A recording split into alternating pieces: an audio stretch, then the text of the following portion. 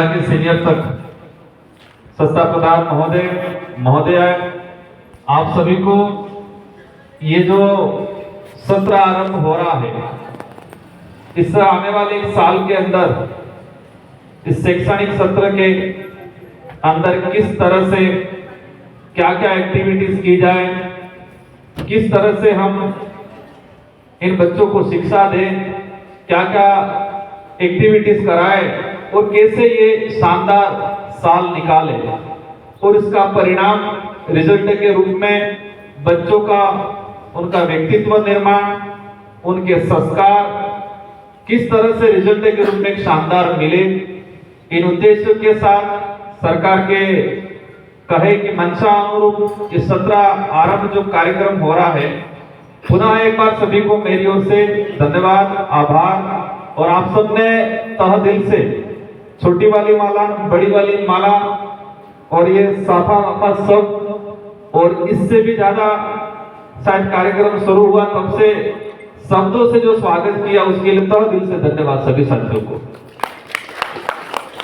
बात पूर्व सारे वक्ताओं ने हर क्षेत्र में हर प्रकार से अपनी बातें रखी और ये जो कार्यक्रम 2 दिवसीय हुआ, कार्यक्रम का उद्देश्य है कि क्या क्या एक्टिविटीज की जाए। इन एक्टिविटीज के लिए विषय है, उन विषय पे सभी संस्था प्रधानों से राय ली जाए। लेकिन मुझे लगता है कि कल तो स्वागत में या उद्घाटन में और आज समापन में पूरा समय निकल गया ऐसा लग रहा है। फिर भी शायद आप परिपक्व हैं और गुरु हैं सभी और अनुभवी भी हैं। अधिकतर पुराने खिलाड़ी हैं, कुछ नए खिलाड़ी हैं, नए खिलाड़ी भी एक्सपर्ट हो चुके हैं। तो शायद पूर्व में जो बातें हुई उनको मैं दोहराना नहीं चाहूंगा, लेकिन मैं सोच रहा था कि बातें बहुत सारी है, कुछ सच्ची भी है, कुछ हमेशा परिपाटी में चलने वाली बातें भी है। अब वो सच्ची बातें करें तो भी दिक्कत है और नहीं करें तो भी दिक्कत है। संचालक महोदय कह रहे थे कि हम सिलेक्टेड हैं, आप इलेक्टेड हो। तो तब मैं विचार कर रहा था कि सिलेक्टेड की पीड़ा है, वो पीड़ा नहीं बता पाते। आपने भी शायद वही दोहराया।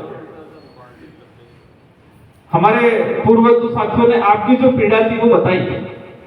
मैं देख रहा था सबके चेहरे पे मतलब खुशी छा गई थी, सब दबा के तालियां बजा रहे।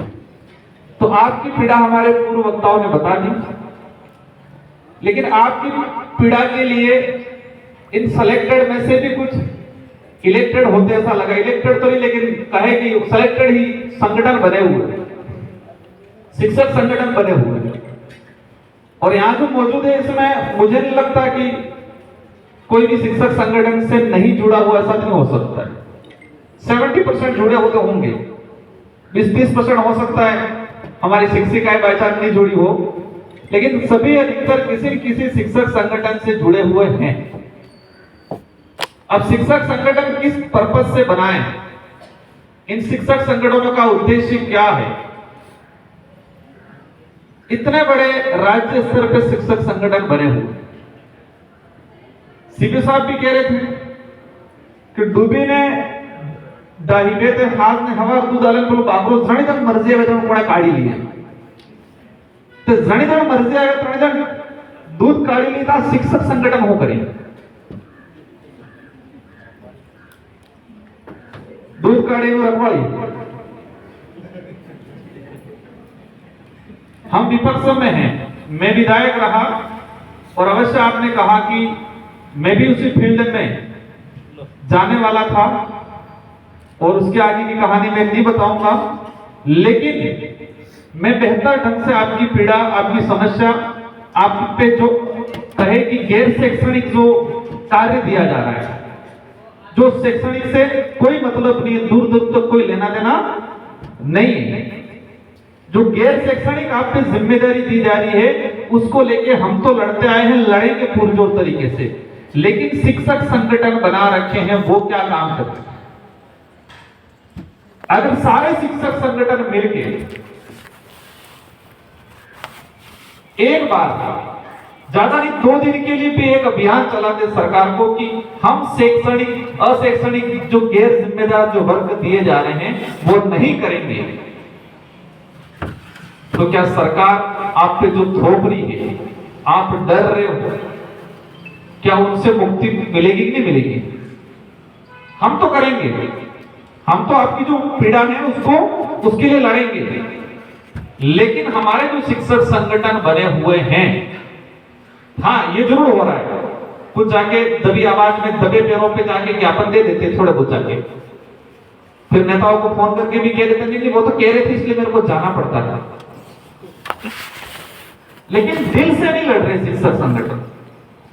अब मेरी बात कितनी सही लग रही है वो आप पे निर्भर है, आप मुझे बोलोगे इतनी गलत है यूं, लेकिन मुझे लग रहा है कि शिक्षक संगठनों को लड़ना चाहिए आप पे जो गैर जिम्मेदार या फिर गैर शैक्षणिक जो वर्क दिया जा रहा है, रोकड़ लगा दो, आ कर वो पेलो कर वो, हर प्रकार में जिम्मेदारी एलपीजी गैर शैक्षणिक, इसका एजुकेशन सिस्टम से कोई मतलब नहीं। आपका सालाना कार्य दिवस है 222 से 222 दिन कुछ है, 230 के आसपास दिन है, इसके अंदर भी हम निकाल लें आप पे जो अलग अलग बर्डन दिया जा रहा है, खेलकूद प्रतियोगिता होगी, वार्षिकोत्सव हो गया, कुछ त्योहार फिर आ गए, किसी को घटना घट गई और नए नए त्योहार, फिर ये साहब अभी डीओ साहब कह रहे थे कि ऐसा मंत्र मार के जाना, ये तो मंत्र मारने वाला है, हमको गुरु ही ये सारे, इनको क्या मंत्र मारे?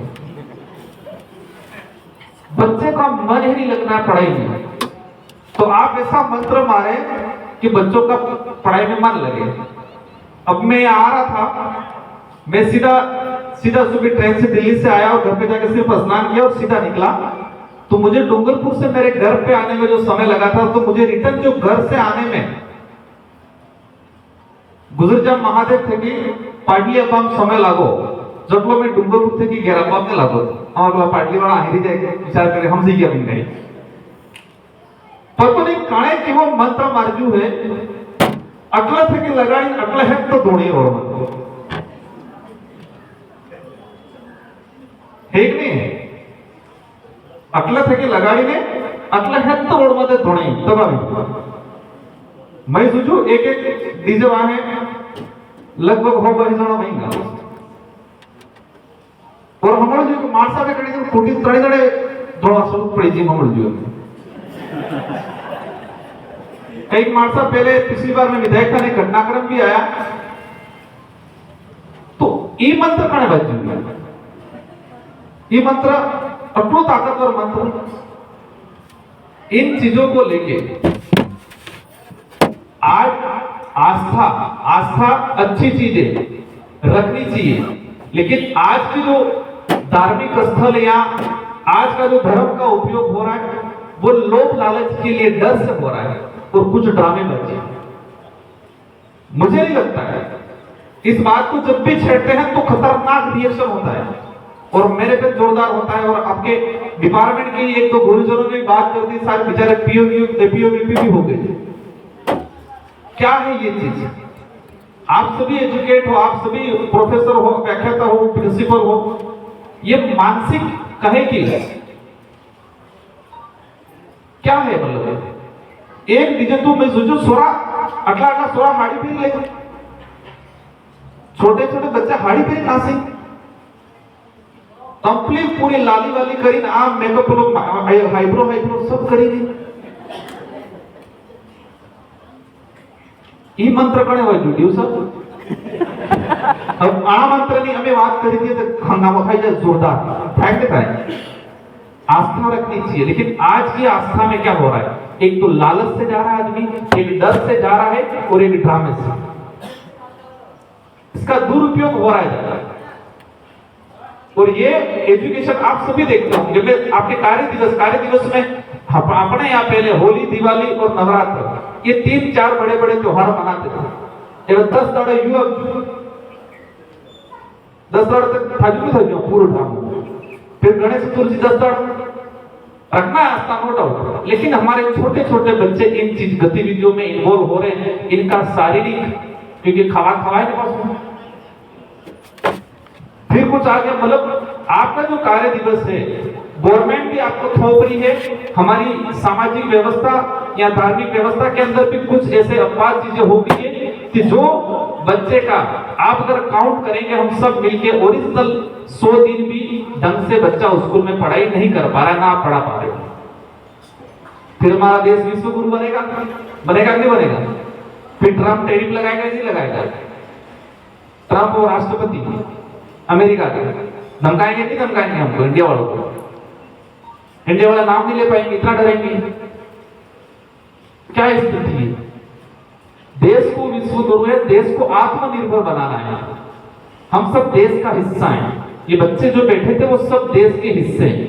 ये बच्चे मजबूत नहीं होगा, देश मजबूत नहीं हो सकता है। इस देश के अंदर रहने वाला प्रत्येक वर्ग, इस देश के अंदर रहने वाला प्रत्येक समुदाय या प्रत्येक परिवार मजबूत जब तक नहीं होगा तब तक इंडिया मजबूत नहीं होगा।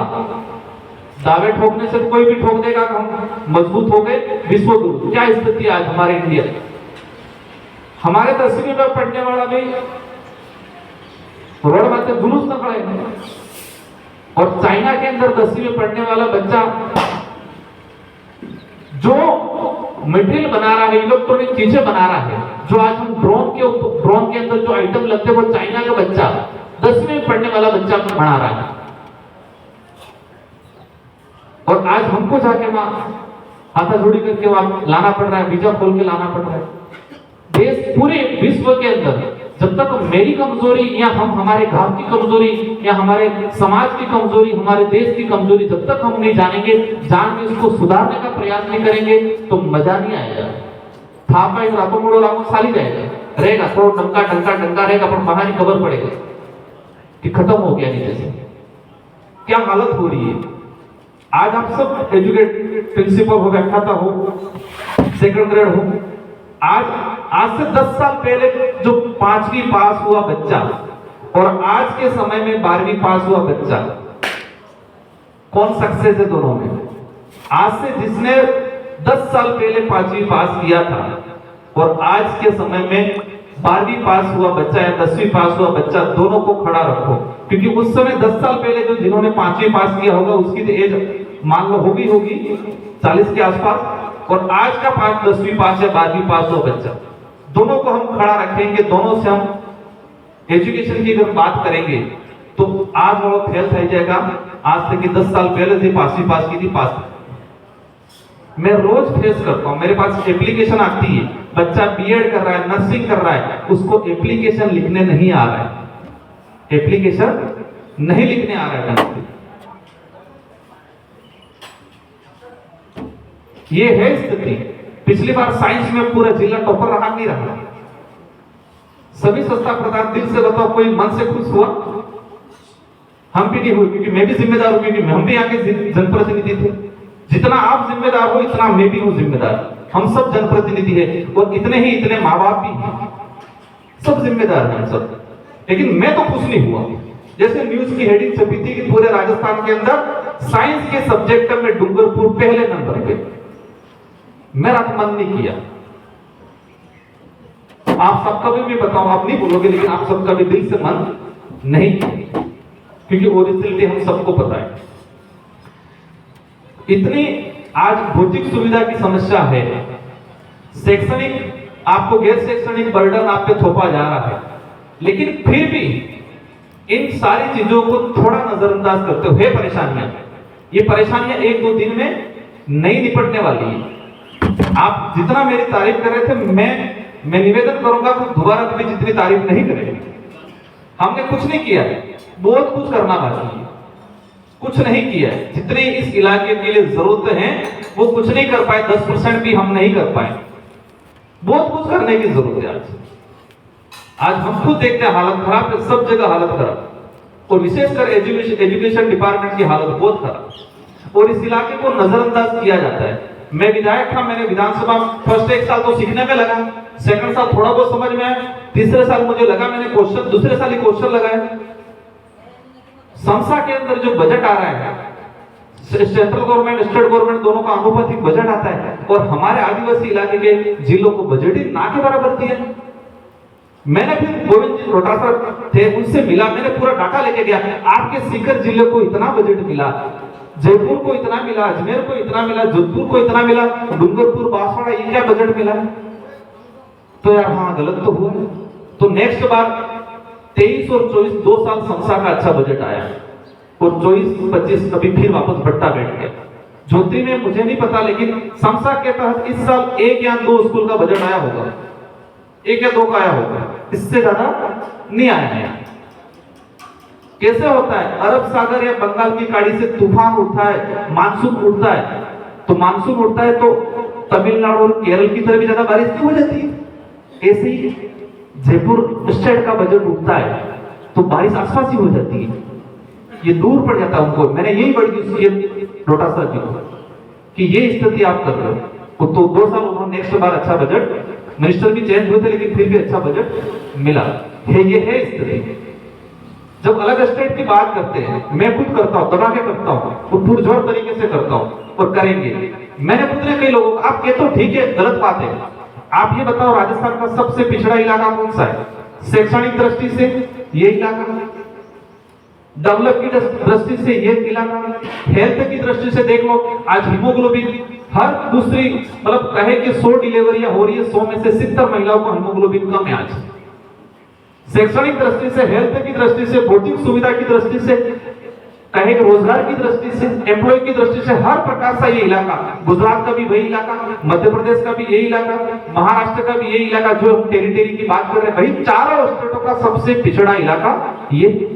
कुपोषण का बात करें, अति कुपोषण की बात करें, यही स्थिति है। तो सरकार को, कुछ लोगों को तो समझ में आ रहा है जो समझना चाहता है, कुछ को समझना ही नहीं चाहता, वो समझ में नहीं आ रहा है। उस टॉपिक पे अपन आगे नहीं बढ़ेंगे। आप सभी की से जिम्मेदारी है, और आप सभी को हम निवेदन करना चाहते हैं कि इस क्षेत्र का भविष्य निर्माण करने की जिम्मेदारी आपके हाथ में है। परेशानियां हैं, समस्याएं भी है, लेकिन फिर भी आपको इतनी समस्याओं के बावजूद भी आपको दिल से काम करना है और बच्चों को अच्छा एजुकेशन देना है। मैंने पिछली बार किताबें दी थी, जब किताबों के जो व्यापारी आए थे मुझे लिस्ट लेके आए थे, मैंने उनकी लिस्ट सारी खारिज की थी, अपने हिसाब से लिस्ट बनाई थी, और उन्होंने फिर कहा था कि हमारा तो पूरा ऊपर पड़ेगा, तो फिर थोड़ी बहुत किताबें उनकी डाली थी। क्या इन किताबों का दिल से बताओ कितने शिक्षक महोदय ने दिल पूरी किताबें देखी? मैंने बहुत मेहनत करके सूची बनाई थी और अच्छी किताबें पहुंचाने का प्रयास किया है। आपको भी और बच्चों को भी, और अपने आसपास भी जो बच्चे हैं जो कंपटीशन एग्जाम की तैयारी कर रहे हैं, उनके भी आप इशू कर सकते हो, इनका फायदा मिले। बस मेरा निवेदन है, वो धूल नहीं खानी चाहिए। आज बात करें हम लोग,